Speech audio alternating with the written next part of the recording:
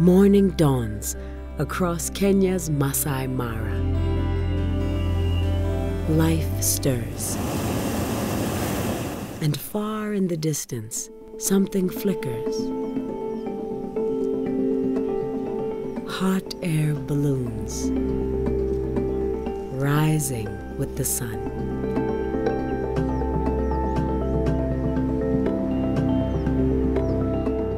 The best time to fly here is right at sunrise.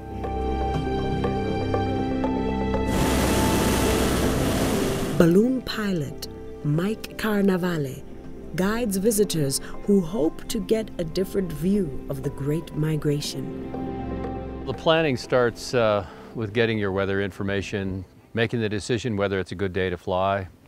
And then once we mobilize, we have a lot of ground support here. Our team is one of the best in the world. We lay the balloons out.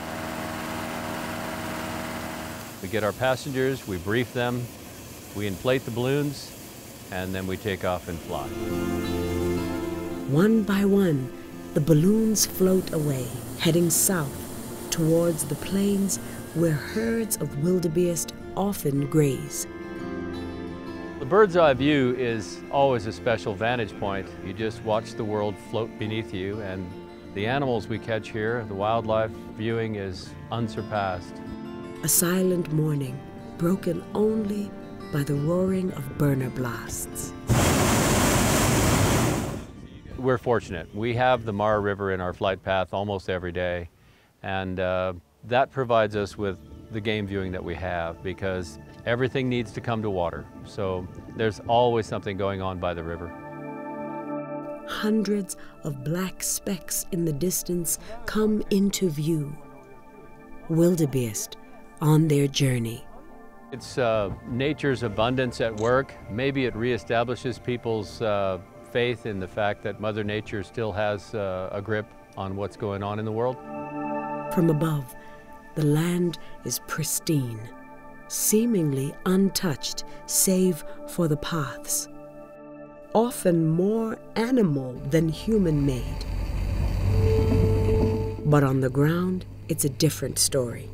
The vast Tanzania-Kenya border crosses straight through the Great Migration Corridor.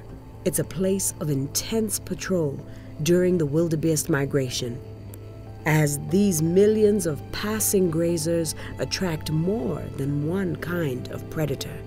The big challenge that we have around here is the poaching. Bushmeat poaching, using wire snares to catch these passing herds and sell the meat. With bloodhound tracker dogs to guide them, rangers patrol the border where poachers often cross from Tanzania. These rangers can pick more than 1,000 snares in a month during the migration, compared to just a dozen in other months. We're just looking for the snares, and these kind of snares, normally we have them during high season, that is during migration time. And by that time, we normally work patrols day and night to make sure that these wildebeest are safe.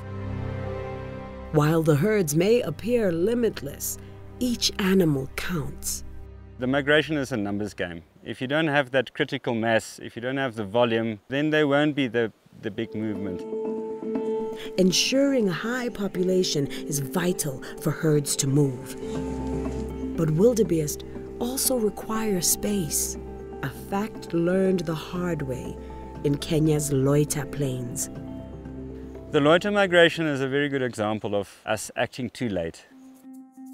Kenya actually has another migration.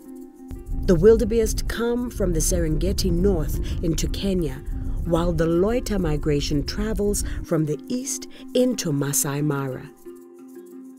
But the Loita herds have to cross unprotected, private land. Loita wildebeest populations declined when their routes were disturbed by farms, increased development, and significantly, fencing on private land, which has exploded in recent years across the region. catching passing wildebeest or cutting them off from water and food.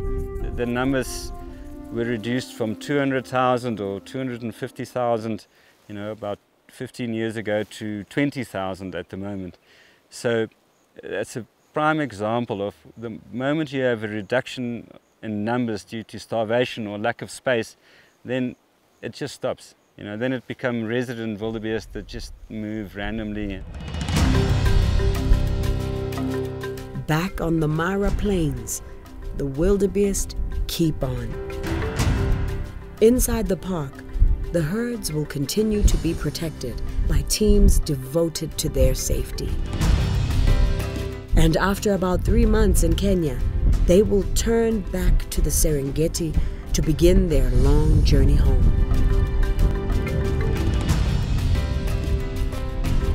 Carel too continues to follow the winding Mara River, migrating with the herds into what he hopes is a brighter future. We've had huge migrations throughout the world, and due to a lot of pressure and overpopulation or human impact, those migrations have disappeared.